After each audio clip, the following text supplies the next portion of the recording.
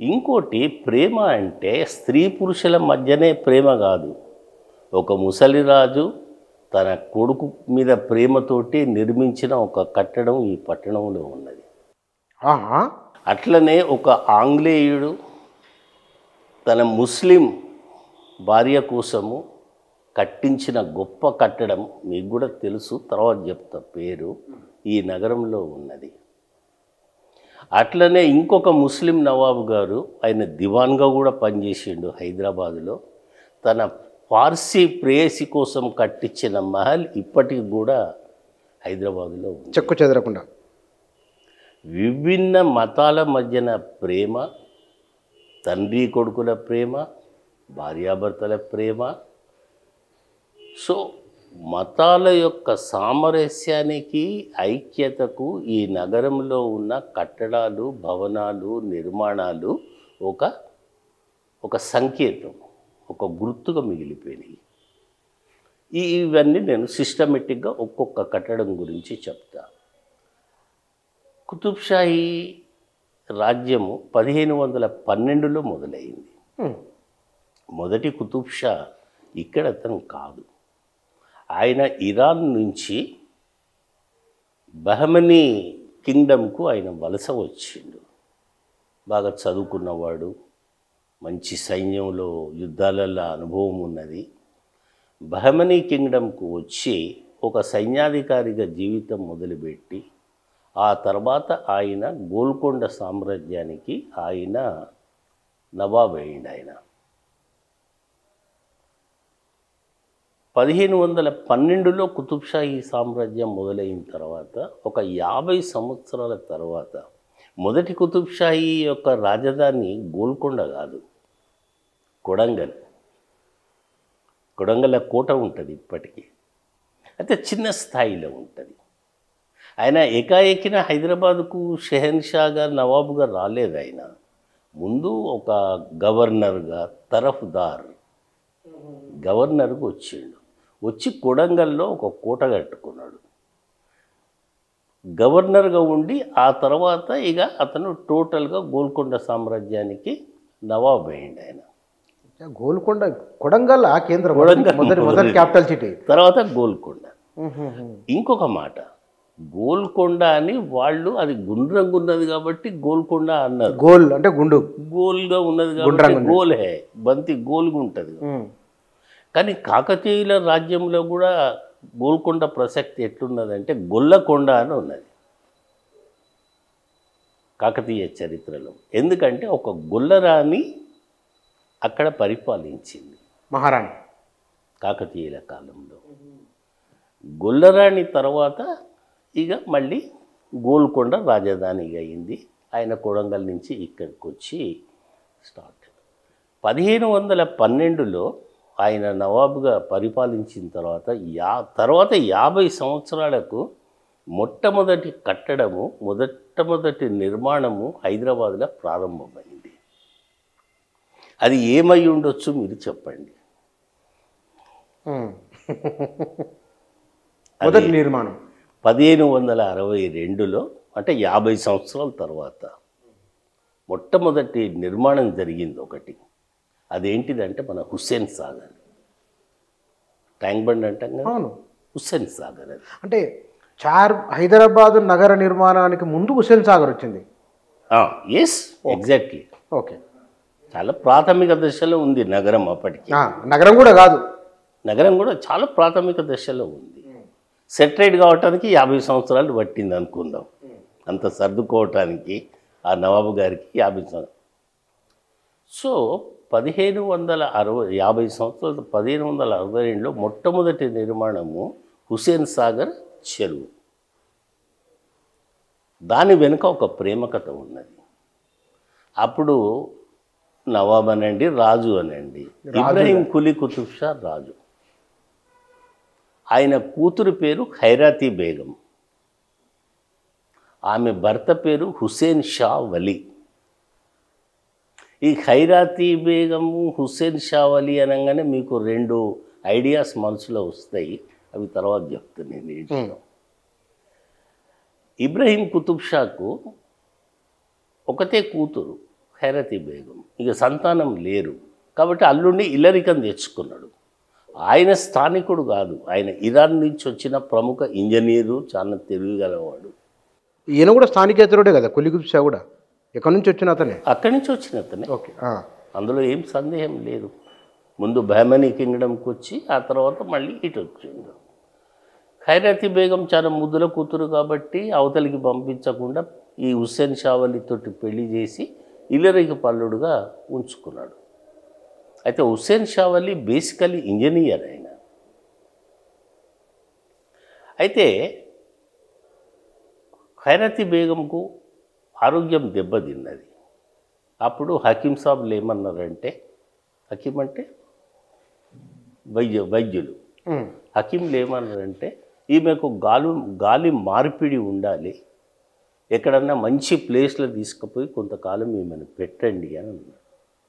ఆమెను వదలలేక, భార్యను వదలలేక ఈ హుస్సేన్ షావలి కూడా ఆమె వెంబడి పోయాడు. ఆమె 1 సంవత్సరం 2 సంవత్సరాల పాటు ఒక అందమైన ఎత్తైన ప్లేస్లో ఆమె అక్కడ ఉండి ట్రీట్మెంట్ నడుస్తుంది. ఆ ఎత్తైన ప్లేస్ ఏంటిదంటే ఇప్పుడు మనం అనుకునే ఖైరతాబాద్. ఖైరతీ బేగం పేరుతోటి ఖైరతాబాద్ అన్న బస్తీ వెలిసింది. అయితే మీరు ఇప్పుడు నన్ను అడగొచ్చు, ఎక్కడుండే ఆమె ఖైరతాబాద్లో? ఎక్కడుండే అంటే రాజ్భవన్ ఉంది కదా, రాజ్భవన్ నుంచి మనము యశోద హాస్పిటల్ వైపుకు ఒక 4 అడుగులు వేయంగానే ఎత్తు గుట్ట వస్తుంది, ఎత్తులో లెఫ్ట్లో గుట్ట వస్తుంది. అవును. అప్పుడు ఆ గుట్ట మీద ఆమె ఖైరతీ బేగం అండ్ హుస్సేన్ షావలి అక్కడ విడిది చేసిండ్రు ఆరోగ్యం కోసం. అయితే అది ఎత్తు ప్లేసు. ఆల్రెడీ హుస్సేన్ సాగర్ చెరువు ఉన్నది అక్కడ. అక్కడి నుంచి మంచిగా గాలి వచ్చేది, స్వచ్ఛమైన గాలి, మంచి సరస్సు, జనాలు లేరు, అంతా అడవి, చెరువు, స్వచ్ఛమైన గాలి, పక్షుల శబ్దాలు, అవన్నీ. కొంతకాలం ఉన్న తర్వాత ఈ ఇంజనీర్ గారికి, ఎవరు మన హుస్సేన్ షావలి ఇంజనీర్కు ఒక ఐడియా వచ్చింది. అందుకోసమే అంటున్నా, ప్రేమ వ్యక్తిగతం కాదు, అది సామాజిక ఔన్నత్యానికి దారి తీయాలి. ఏమొచ్చిందంటే ఈ చెరువులో నీళ్ళు ఎక్కడి నుంచి వస్తున్నాయి, ఇక ఉత్తగా ఉండరు కదా ఇంజనీర్లు, తవ్వుతుంటారు కదా ఇన్ఫర్మేషన్, ఎక్కడి నుంచి వచ్చి ఈ చెరువు ఇక్కడ ఏర్పడ్డది. తర్వాత ప్రతి వర్షాకాలంలో ఈ చెరువు పొంగి లోతట్టు ప్రాంతం అంటే దోమలగూడ, మన ఇందిరా పార్కు అవన్నీ మునిగిపోతున్నాయి. ఎంత దాకా మునిగిపోతున్నది అని అంటే చిక్కడపల్లి అని ఇప్పుడు మనం ఏదైతే అంటున్నామో, చిక్కడ అంటే అర్థం ఏంటిది? బురద. చిక్కడ అంటే ఉర్దూలో బురద. ఓహో, బురదపల్లి. ప్రతి వర్షాకాలంలో వరదలు వచ్చి ఆ నీళ్లు పొంగి, ఇంకా ట్యాంక్ బండ్ లేదు, ట్యాంక్ బండ్ కట్టలేదు, ఆ నీళ్ళన్నీ పోయి ఆ లోతట్టు ప్రాంతాలన్నీ మునిగిపోతున్నాయి. చిక్కడపల్లి పేరు అట్లనే వచ్చింది. అంటే అప్పుడు ఒక ఊరి ఉండొచ్చు అక్కడ, చిన్న చిన్న అంతా యాదవులు ఉండేవాళ్ళు. గడ్డి ఉంది కాబట్టి బర్లను మేసుకుంటూ యాదవులు ఎక్కువ మంది ఉండేవాళ్ళు. అంటే ఈ హుస్సేన్ షావలి ఆ కాలం నాటికి అక్కడ ఒక చెరువు ఉన్నది, చిన్నది.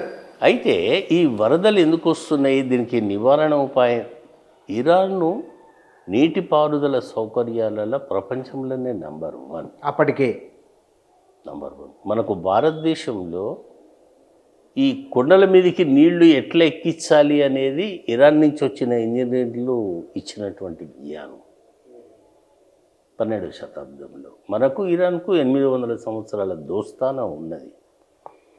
అయితే ఆయన ఉత్తగా ఉండి ఆలోచన చేస్తున్నాడు, నీళ్ళు ఎక్కడి నుంచి వస్తున్నాయి ఈ చెరువుల కంటే, అప్పుడు మనం ఇప్పుడు అనుకునే బంజారా హిల్స్, జూబ్లీ హిల్స్ నిర్మానుష్య కొండలు, బండల ప్రాంతం, అడవి, సంపూర్ణమైన ఇదే ఎత్తు అంటే దీనికంటే ఎత్తు, అది ఎత్తు ప్రాంతం. అప్పుడు వర్షాలు ఎక్కువ ఉండేది. ఆ వర్షాల నీళ్ళన్నీ మనం అనుకునే బంజారా హిల్స్, జూబ్లీ హిల్స్ నీళ్ళన్నీ ఈ కింది ప్రాంతానికి వచ్చి ఇక్కడ చెరువుగా తయారైంది. అప్పుడు ఆయన ఏం చేసిందంటే ఈ చెరువుని ఇంకా పెద్దగా చేయాలి, ఒక ఆనకట్ట కట్టియాలి, తూములు ఏర్పాటు చేయాలి, అప్పుడు లోపలి ప్రాంతాలు లేదా దిగువ ప్రాంతాలు మునిగిపోవు, ప్రజలు నష్టపోరు అని అప్పుడు నవాబ్ గారి పర్మిషన్ తీసుకొని, అయ్యా నేను ఉత్తగా తిని కూర్చుంటే నాకు బేచైన్ ఉన్నది, ఇగో ఇది కథ, ఇక్కడ మనం ఒక ట్యాంక్ బండ్, ఒక చెరువు నిర్మాణం చేయాలి, ఇంకా పెద్దగా ఒక ఆనకట్ట కట్టాలి, ఆ ఆనకట్టనే మనం ట్యాంక్ బండ్ అని ఇప్పుడు అంటున్నాం. హుస్సేన్ షా వలి ఇంకొక ఆలోచన కూడా చేసిండు. అటువైపు కూడా ఒక నగరం అప్పుడప్పుడే డెవలప్ అవుతున్నది. సికింద్రాబాద్ పేరు లేదు అప్పుడు, ఏ పేరు లేదు, కానీ మంచి ప్రాంతం అది ఆయన ఊహించిండు. ఆ ప్రాంతానికి అంటే ఉత్తరానికి దక్షిణానికి మధ్యన లింక్ లేదు బికాజ్ ఆఫ్ దిస్ చెరువు. ఈ రెండు ప్రాంతాలను కలిపేటట్టు ఒక ఆనకట్ట చేస్తే నగరం బ్రహ్మాండంగా అభివృద్ధి అవుతుంది అని 224 సంవత్సరాలకు పూర్వమే ఆయన ఊహించిండు. ఇక్కడ ఒకటి ఆనకట్ట కట్టి రోడ్డు ఏర్పాటు చేయాలని.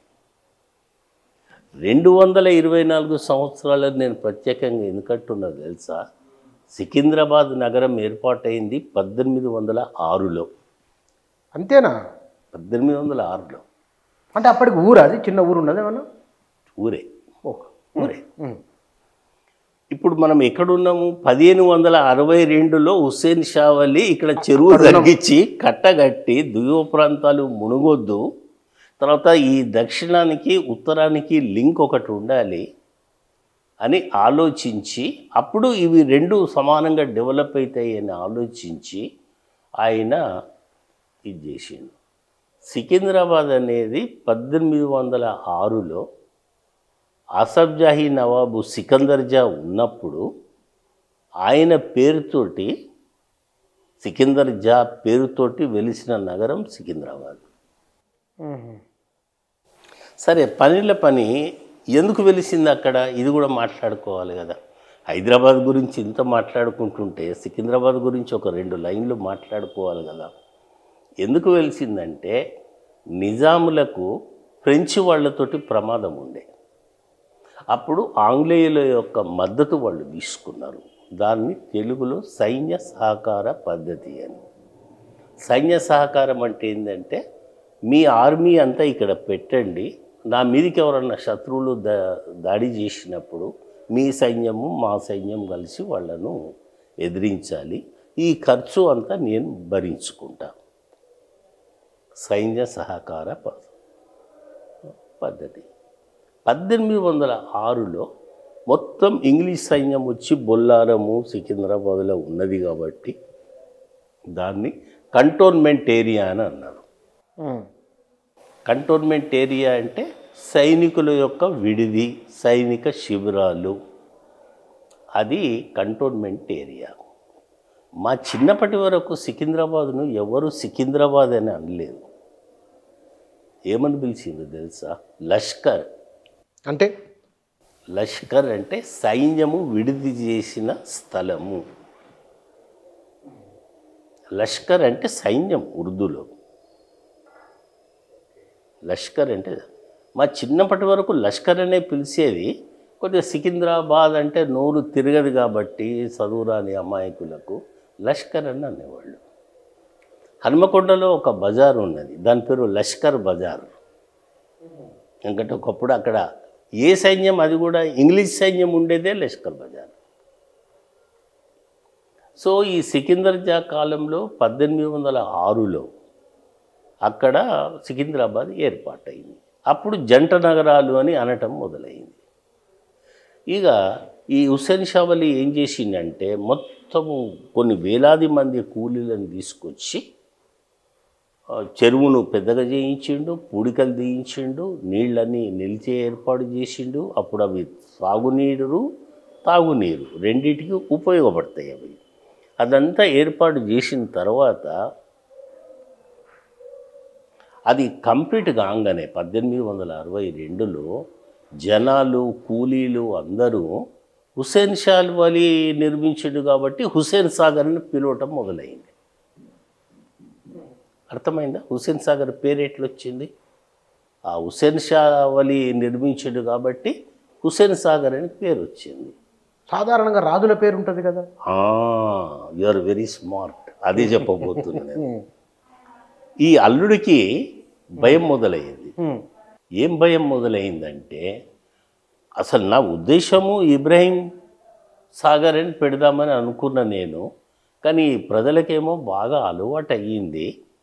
హుస్సేన్ సాగర్ అని అంటున్నారు. నవాబు గారికి కోపం వస్తే నన్ను మళ్ళీ ఇరాన్ పంపిస్తాడు అని ఆయనకు భయం మొదలైంది.